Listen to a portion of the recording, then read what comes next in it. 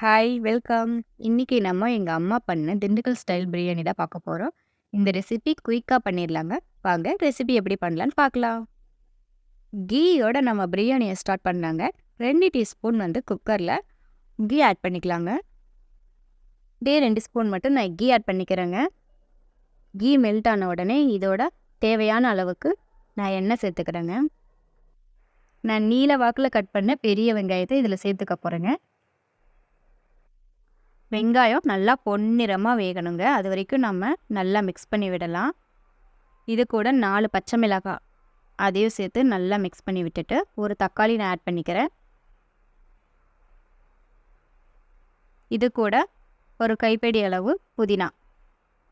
புதினா தான் பிரியாணிக்கு நல்லா ஃப்ளேவர் கொடுக்கும். அதனால் புதினா ஆட் பண்ணிக்கிறேன். நான் இதில் பட்டை, சோம்பு இதெல்லாம் எதுவுமே தாளிக்கிறதுக்கு யூஸ் பண்ணலங்க.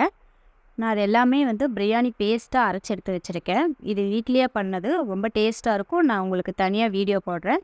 இதை இதோட நான் ஆட் பண்ணிவிட்டு நல்லா மிக்ஸ் பண்ணி விட்டுட்டு இது கூட 1 கிலோ சிக்கன் ஆட் பண்ணிக்க போகிறேங்க. இப்போ தேவையான அளவுக்கு உப்பு இதோட நான் ஆட் பண்ணிக்க போகிறேன். கல்லுப்பு தாங்க நான் ஆட் பண்ணுறேன். நல்லா மிக்ஸ் பண்ணி விடலாங்க. இப்போ இது கூட 1 டீஸ்பூன் மட்டும் தயிர் ஆட் பண்ணிக்கலாம். தயிர் ஆட் பண்ணிவிட்டு நல்லா மிக்ஸ் பண்ணி விடணுங்க. அப்போ தான் தயிர் கட்டி கட்டியாக இல்லாமல் நல்லா அதோட மிக்ஸ் ஆகும் மசாலாவோட. பிரியாணிக்கு தேவையான அளவுக்கு தண்ணி ஆட் பண்ணிக்கலாம். தண்ணி லைட்டாக கொதி வந்த உடனே அரிசி ஆட் பண்ணிவிட்டு விசில் விட்டு எடுத்தோம்னா திண்டுக்கல் ஸ்டைல் பிரியாணி ரெடி.